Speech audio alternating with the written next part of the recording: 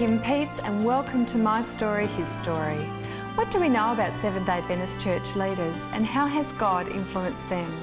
In this series we take a closer look at the lives of these Christian leaders and invite them to share their stories with us. Sitting here with me is Education Curriculum Specialist Mrs. Georgie Winzenried. Welcome, Georgie. Thank you, Kim. It's great to have you here. Thank you. So tell us about your childhood. Well, I grew up in North Queensland on a sugarcane farm. My dad was a sugarcane farmer. And both Mum and Dad had been brought up in Christian homes.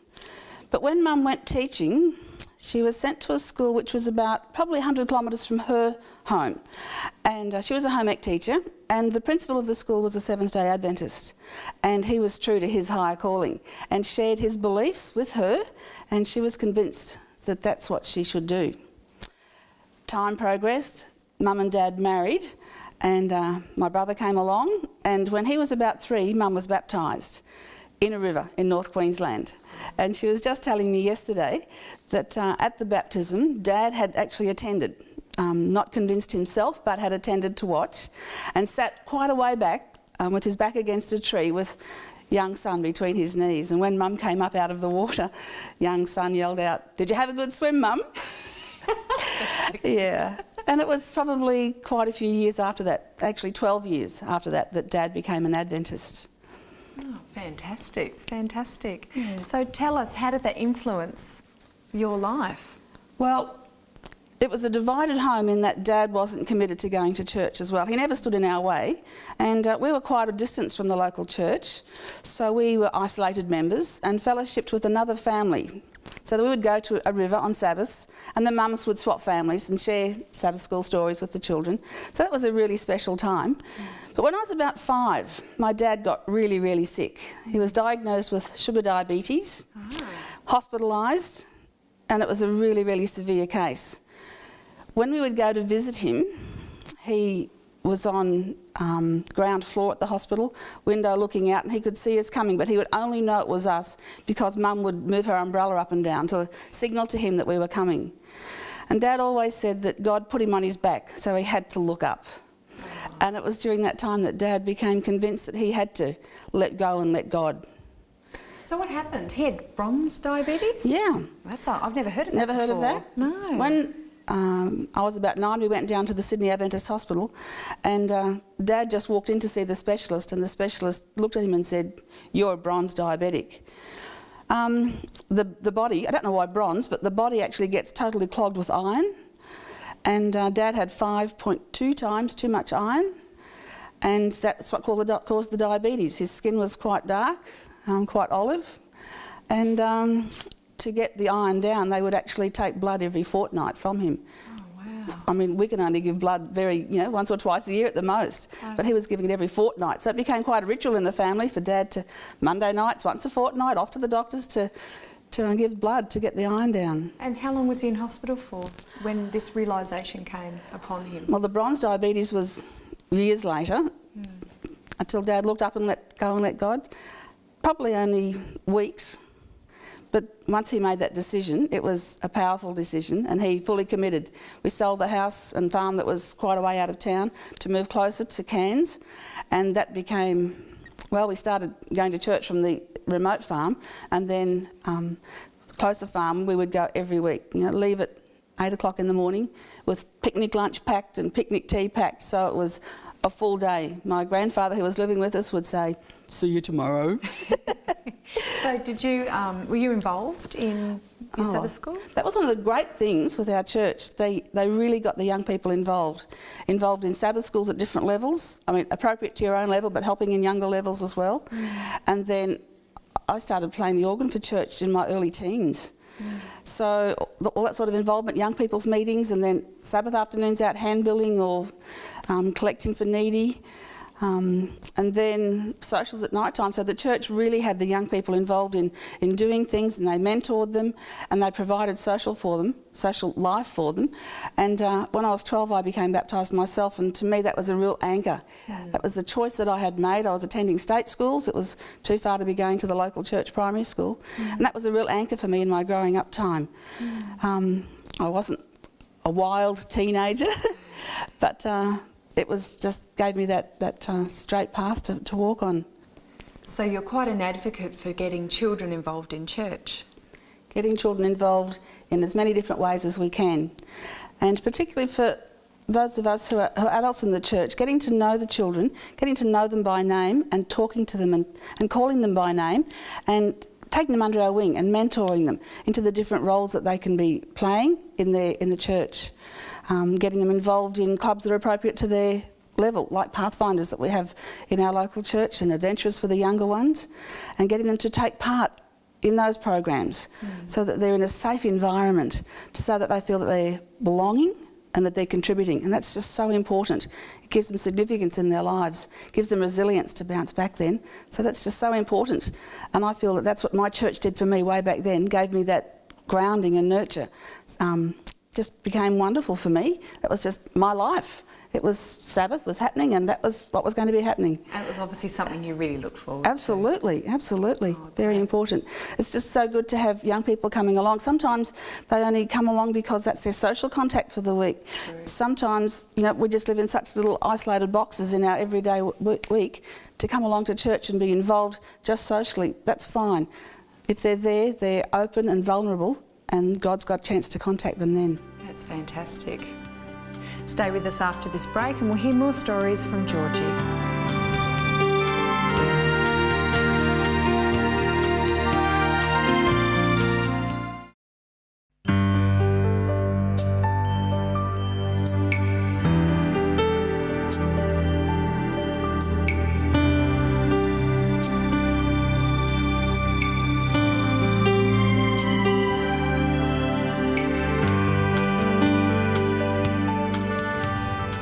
Welcome back to My Story, His Story. I'm talking with Education Curriculum Specialist, Mrs. Georgie Winzenried. Georgie, it was really lovely to hear the stories about your childhood and getting involved in church, and I think that was a really significant thing as to why you're still in church today. Very much so. What happened from there? Well, I'd been attending a state school, and my brother had gone to Avondale, our college, and that was where I was heading, no question, that was where I was going to be going. So at the end of high school I won a scholarship to attend Avondale and do a science degree. A science degree? I'd done straight sciences all through high school, and that just seemed where I was headed. I was going to do science, so off I went to do science. And was your dad happy about that? Oh yeah, Dad was delighted, but Gran couldn't understand why you'd be educating a woman, waste of time, educating a girl. So when you got there, what happened? Got really involved at church on Sabbaths doing things and started running a branch Sabbath school. What's a branch Sabbath school? Branch Sabbath school, kids club on a Sabbath afternoon in one of the local little towns. Okay. So started running that with a team and really enjoyed that. It was just the involvement again. So Sabbaths at college were really full on and busy again. Had a team working with me. Two of my close friends were doing primary teacher training, and they started, Georgie, why aren't you doing primary teaching? I'm doing science. And the question kept on coming up on and on during that year. And at the end of the year I thought maybe teaching is where I should be. So I decided to change and do secondary teaching. Using the science background, do secondary teaching. So I rang my dad and mum, of course, and chatted with them, and they were quite cool with that idea. And so we changed to do secondary teaching. But the course was really different in those days. And for 2 years I hadn't really been in a classroom, hadn't really done prac teaching, and still running the kids club on Sabbath afternoon, and friends still saying, Georgie, you should be doing primary teaching. And at the end of 2 years of the secondary training I thought, yeah, well, obviously God's speaking to me.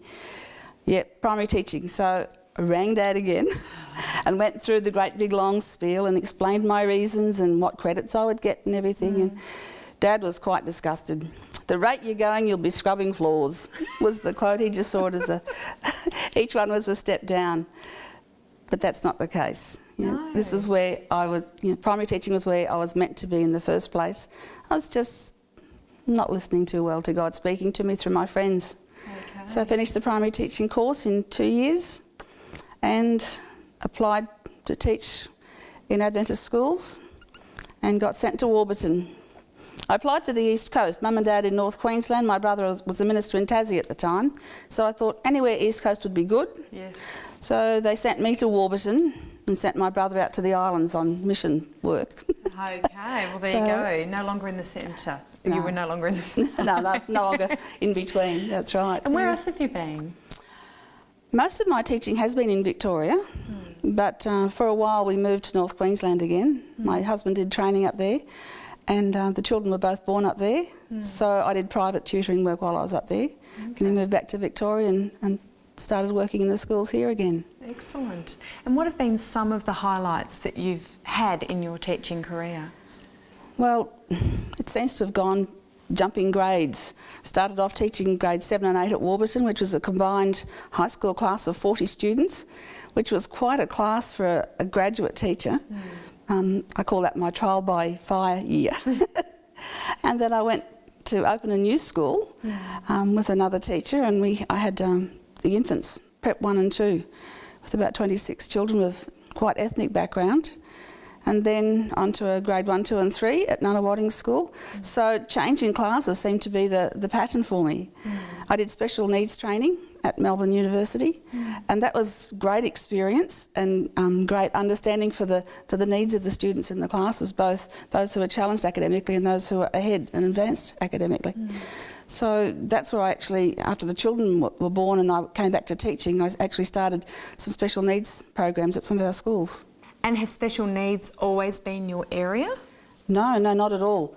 I went back into regular classroom teaching, but with that background in special needs, it was so helpful in the regular classroom. With that spread of abilities, it was just great. So the regular classroom was where I really enjoyed it, and I just loved the teaching. Tell us one particular story. Being in a Christian school, it's just so wonderful to having to share. It's our mandate to share Jesus with the children, and so worship time and Bible time became a real special time for me and my class. And I remember one day the Bible time had actually run out, but we were in such a good discussion, and it was about heaven. And one of the girls, well, it was getting up near recess time. The morning had basically gone, the first session.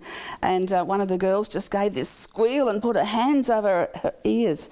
And I was, what's the matter? She said, oh, stop talking. It's just too exciting. I just can't wait for Jesus to come.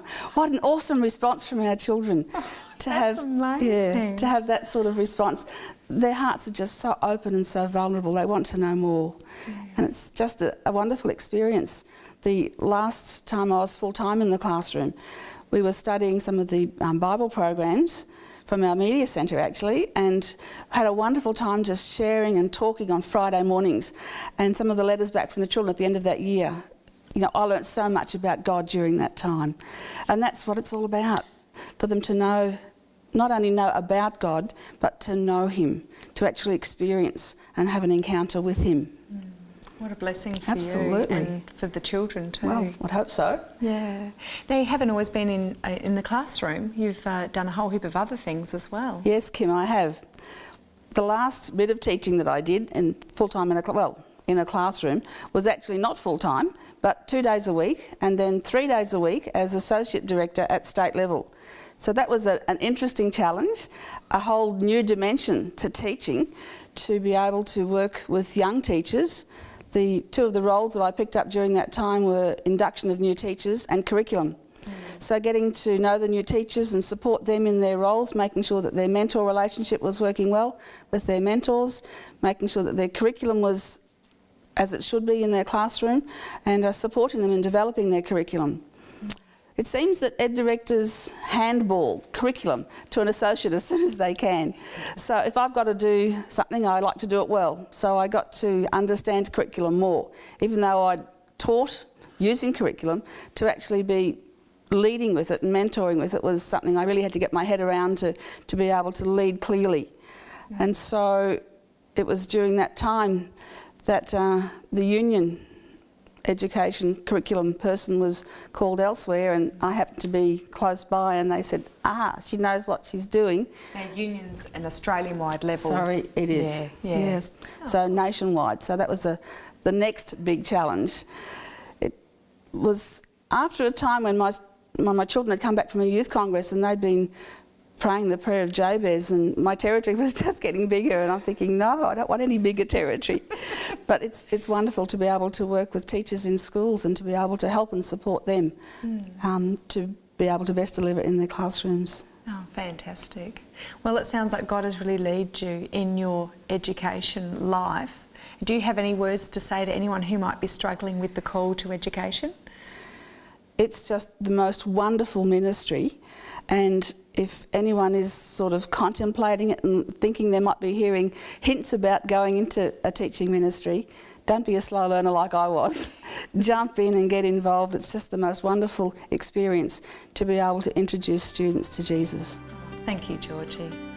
Stay with us after this break and we'll hear more stories from Georgie.